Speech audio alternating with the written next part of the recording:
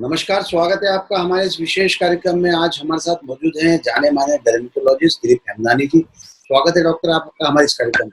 नमस्कार, good evening. इस समय कोरोना का कहर चारों तरफ बरपा हुआ है, तो शुरुआत इससे ही करना चाहता हूँ। क्या कोरोना का कोई इम्पैक्ट स्किन पर होता है, कोई सिम्टम्स होते हैं? कोरोना के अभी रिसेंटली नए रिसर्च में काफ़ी सारे स्किन प्रॉब्लम्स हैं, पर ये 100 में से सिर्फ 20% पेशेंट्स को होते हैं और लेट स्टेज में होते हैं।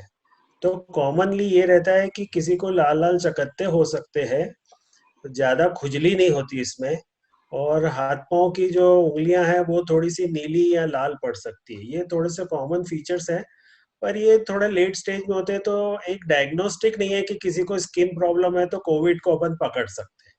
कोविड के सिम्टम्स होने के बाद ये स्किन प्रॉब्लम आती है, तो इसका इतना ज्यादा इम्पोर्टेंस नहीं है। मतलब अगर आपकी बात को माने तो ये लेटेस्ट स्टेज की चीज है, तब तक कि पेशेंट का ट्रीटमेंट स्टार्ट हो चुका होता है। Correct, correct.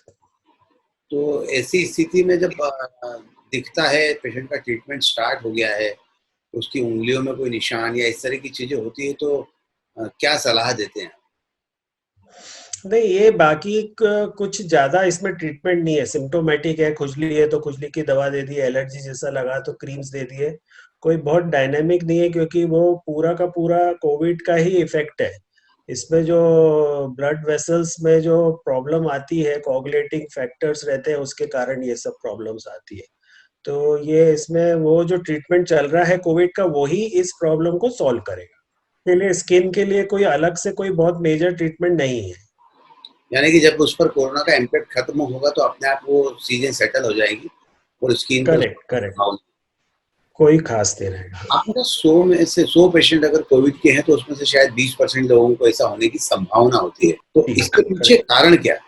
नहीं, ये जो प्रॉब्लम है ना कोविड का, ये लंग्स के सिवा ये डिसेमिनेटेड कोगुलेटिंग फैक्टर्स बोलते हैं, जिसमें अपने बॉडी के जो ब्लड में जो है ना कोगुलेशन फैक्टर्स बढ़ जाते हैं, जिससे सब बॉडी में जो ऑर्गन्स और उसमें है ना सब क्लॉटिंग्स होने लगती है। तो वो स्किन में भी वही चीज होती है।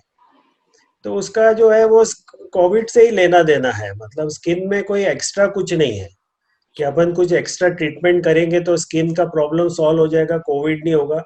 कोविड होगा तो ये भी हो जाएगा। तो बस इसका बहुत ज्यादा महत्व नहीं है सीधा सीधा ट्रीटमेंट अगर बात, वाइज।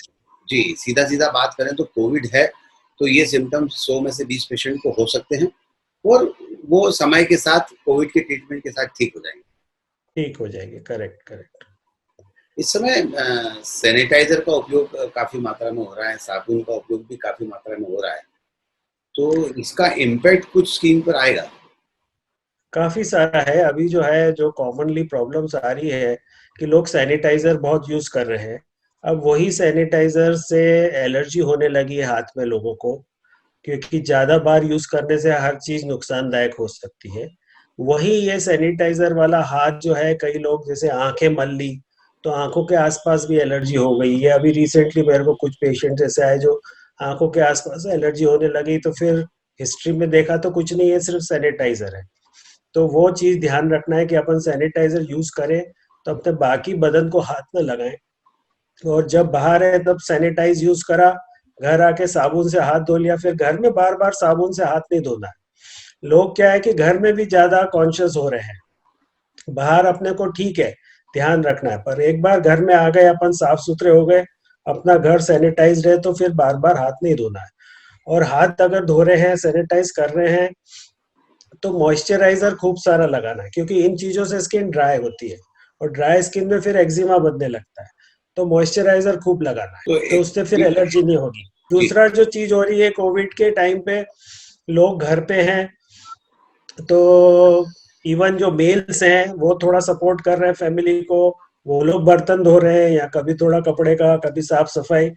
तो ये मेल्स में भी थोड़ा सा प्रॉब्लम दिखने में आ रहा है, तो इस तो उनको ध्यान रखना है। तो एक बहुत अच्छी बात कही है डॉक्टर साहब आपने कि घर में लोग, पुरुष लोग मदद कर रहे हैं, क्योंकि घर में लोगों की, जो हमारे सहयोगी हैं, अनुपस्थित हैं, उनकी उपस्थिति को हम स्वीकार नहीं कर रहे हैं, जो कोविड के कारण है उसकी वजह से।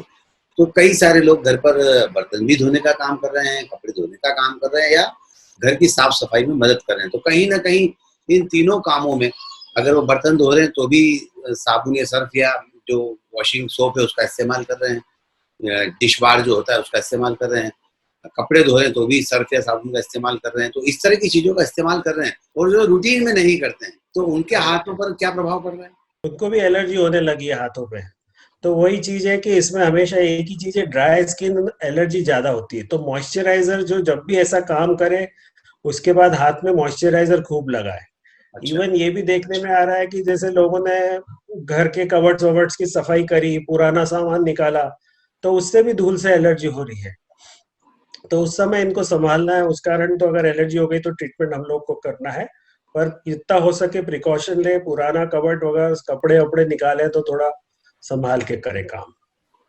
आपने बहुत अच्छी बात कही, क्योंकि कबर्ड का इस्तेमाल भी लोग कर रहे हैं, साफ सफाई कर रहे हैं, डस्ट आ रही है, डस्ट सिर पर गिर रही है, मुंह पर भी गिर रही है, अंदर भी जा रही है, ये सब हो रहा है। प्रैक्टिकली लोग कितनी भी सुरक्षा रख ले, लेकिन ये सब हो रहा है। घर के अंदर मास्क लगा के वो काम नहीं कर रहे हैं। तो जरूरत भी नहीं है, घर में मास्क लगाने की जरूरत भी नहीं है। नहीं, जब डस्ट को और इनको सब डस्ट हाँ, चीज तब प्रिकॉशन ले ले। प्रिकॉशन लेना चाहिए। तो क्या हाँ, लगता है कि ये डस्ट जो मुंह में जा रही है, शरीर के हाथ पांव पर जा रही है, तो ये क्या इम्पैक्ट डाल रही है? हाँ, थोड़ा सा ड्राइनेस होती है डस्ट से और एलर्जी हो सकती है, क्योंकि खासकर जो रूटीन डस्ट से नहीं होती है, ये जो होती है डस्ट माइट्स होते हैं। जब बहुत पुरानी डस्ट है, जैसे कबर्ड के ऊपर बहुत समय से डस्ट पड़ी हुई है, तो उसमें ये डस्ट माइट्स होते हैं जो ग्रो होते हैं। ये कीटाणु रहते हैं, बहुत माइक्रो ऑर्गेनिजम्स रहते हैं जो आंखों से नहीं दिखते। वो कॉमनली एलर्जी करते हैं। तो जो रुकी हुई डस्ट है, कोशिश करके उसको वैक्यूम क्लीनर से पहले क्लीन करें, फिर बाकी का काम करें। अब कुछ लोगों की अभी शिकायत सर्दी खांसी को लेकर भी आम है और हमेशा डर बना रहता है। हालांकि मेरा ऐसा मानना है कि कोविड के लक्षण अपने आप में अलग होते हैं और सर्दी खांसी एलर्जी की वजह से भी बहुत सारे लोगों को हो रही है। उसको लेकर नहीं, क्या? अभी क्या है कि डरना नहीं है, हमको संभाल के चलना है। जैसे मैं सबको यही बोल रहा हूँ कि एक तो मास्क कंपलसरी पहनना है। लोग बहुत लापरवाही बरत रहे हैं, मास्क पहनते नहीं है। घर के बाहर कदम रखा मतलब मास्क पहनना है। दूसरा, जेब में सैनिटाइजर रखना है।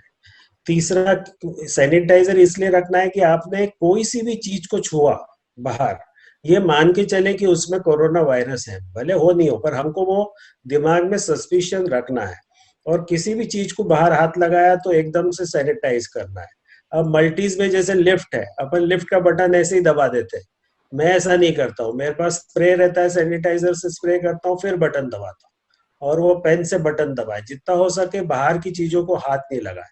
तो एक तो मास्क लगाना है, सैनिटाइजर रखना है, और डिस्टेंस रखना है, 6 फीट की दूरी जरूर रखना है।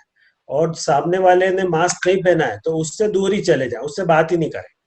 सिंपल बात है, मास्क नहीं पहना है तो बिल्कुल बात नहीं करना है। क्योंकि वो बोलेगा भी, भले उसको खांसी हो नहीं हो, वो बोलेगा तो भी आपको इन्फेक्शन आएगा, हो सकता है। अब सिम्टम्स का ये है कि बहुत सारे लोगों को, 80% को तो कुछ हो ही नहीं रहा है। हो ही नहीं तो रहा है। बहुत सारे कैरियर्स हैं अपने समाज में जो लेके घूम रहे हैं, हमको पता नहीं चल रहा है। तो टेंशन नहीं करना है अपने को। जैसे ही अपने को कुछ खांसी सर्दी हल्की फुल्की हो तो उसकी दवा घर पे ले। इसमें क्या है कि जो गले में रूखापन आता है, बहुत ड्राई कफ जब होने लगे, फीवर आए, तब आपको जाके उसको रिपोर्ट करना है। और रिपोर्ट करने से डरना नहीं है अपने को। अपने को ये नहीं सोचना है कि ये कोई कैंसर हो गया या पता नहीं कौन सी बुरी बीमारी हो गई। अपन ने अगर रिपोर्ट करा तो अभी काफी सारे ट्रीटमेंट मॉडलिटीज हैं जिससे हम काफी बच सकते हैं। और कुदरत ने हिंदुस्तानियों को वैसे भी इम्यूनिटी स्ट्रांग दी है। तो हम लोगों के जो बीसीजी वैक्सीन और ये सब लगे, जिसके कारण हमारी इम्यूनिटी बहुत स्ट्रांग है। इसलिए इंडिया में टचवुड बहुत कम लोगों की डेथ रेट है कंपेयरिंग टू अदर कंट्रीज। तो डरना नहीं है, अपने को उससे लड़ना है। सर, एक बात और मेरे जहन में आ रही थी कि कुछ लोग जिनसे लगातार हम चर्चा करते रहते हैं कि मैं पंखे के नीचे जब सोता हूँ रात भर, तो सुबह उठता हूँ तो थोड़ी सी खांसी चलती है, ये एलर्जिक हो हाँ, सकती नहीं, ये क्या होता है, जो पंखा जो है उसकी जो तेज हवा रहती है, वो सीधा नाक के थ्रू साइनस में जाती है। है? जी। और साइनस में जाके वो इरिटेशन करती है, जिससे वहां सूजन आती है। जिसके कारण सुबह उठ के थोड़ा सा लोगों को खांसी आती है, जिससे बलगम जो जम गया है साइनस में वो निकलता है। तो ये कॉमनली प्रॉब्लम होती है। तो उसमें कोई टेंशन वाली बात नहीं है। अपने को पंखे को लो नंबर पे चला, बहुत फास्ट पंखा चलाने की आदत होती, वो नहीं रहे। और डायरेक्ट हवा जितना हो सके नहीं लगे। इवन एसी का जो वेंट का जो फ्लैप है उसको भी डायरेक्ट आपके ऊपर हवा मत आने दीजिए। तो अगर एसी भी चलाना चाहें अभी तो लोग चला सकते हैं, अगर घर का घर में है, ऑफिस में नहीं, घर में आप चला सकते हैं एसी, कोई प्रॉब्लम नहीं है उसमें। डॉक्टर, आपने बहुत अच्छी और उम्दा जानकारियां दी हैं। 2-3 चीजें जो लगातार लोगों के मन में आ रही थी, मैंने उनको आपसे शेयर करने की कोशिश की और आपने बहुत अच्छे जवाब भी उनके दिए हैं। सैनिटाइजर को लेकर भी एक प्रश्न मेरे जहन में उठ रहा था कि सैनिटाइजर की क्वालिटी अलग-अलग है, वैरायटी अलग-अलग है। स्किन के लिहाज से क्या 70% अल्कोहल जिसमें है वो सैनिटाइजर बेस्ट है? कुछ सैनिटाइजर्स आ रहे हैं जो जेल वाले हैं, कुछ आ रहे हैं जो अलग-अलग थोड़े से हैं, तो उसको लेकर क्या? नहीं, 70% होगा तो ही वो कोविड में काम करेगा, न तो नहीं करेगा। वो 70% होना जरूरी है। और 70% अल्कोहल काफी स्ट्रांग रहता है, वो हमारे स्किन का तेल पूरा निचोड़ देता है। तो वो ठीक है, उसके साइड इफेक्ट है। इसलिए मॉइस्चराइजर भी फिर अपन जैसे घर आ गए, अपना काम हो गया, फिर घर पे आके मॉइस्चराइजर लगा लिया, घर पे बार बार सैनिटाइजर की वैसे ही डॉक्टर, जरूरत आपने बहुत अच्छी बात कही है सैनिटाइजर को लेकर। और सैनिटाइजर में भी एक सवाल सारे लोगों के जहन में है कि 70% अल्कोहल वाला सैनिटाइजर बेस्ट है। के अलावा सैनिटाइजर की क्वालिटी जो आ रही है, कई सारे सैनिटाइजर्स जेल फॉर्मेट में भी आ रहे हैं, इसको लेकर क्या? है।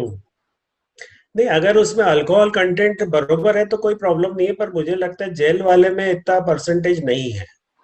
जितने हैं जो लोशन वाले हैं वो बिल्कुल पानी, क्योंकि अल्कोहल 70% को जेल फॉर्म में बनाना मुश्किल है। जी। तो मुझे लगता है जेल वाले जो है शायद नहीं है, मुझे पक्का नहीं मालूम, पर लोशन बेस्ड ज्यादा बेटर है।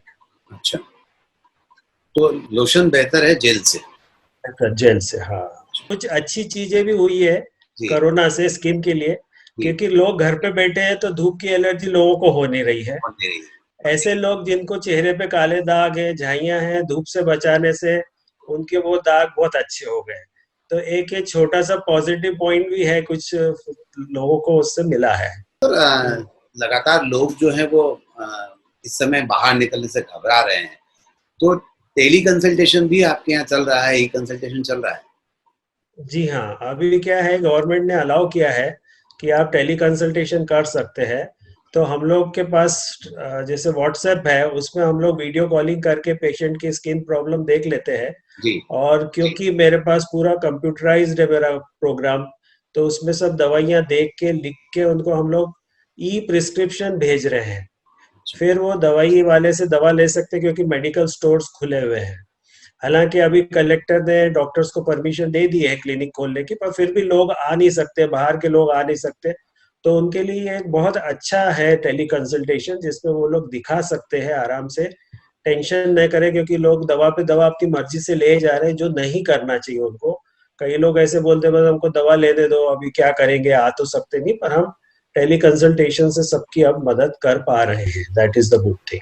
तो बहुत अच्छी और बहुत उम्दा जानकारियां निकल कर आई है। टेली कंसल्टेशन की फैसिलिटी अवेलेबल है। कोविड और स्किन पर क्या प्रभाव है उसको लेकर बात कही है, साथ ही सैनिटाइजर को लेकर बात कही है, और घर पे जो रहकर काम कर रहे हैं उनको लेकर बात कही है, और घर में हैं तो आपकी स्किन पर बैड इम्पैक्ट नहीं आ रहा। तो तमाम सारी बातें डॉक्टर दिलीप हेमनानी जी ने कही हैं, जो जाने माने डर्मेटोलॉजिस्ट हैं। डॉक्टर साहब, हमसे बातचीत करने के लिए बहुत बहुत शुक्रिया। Thank you so much for calling. आज के इस कार्यक्रम में बस इतना ही। सुनील जोशी को दीजिए इजाजत। नमस्कार।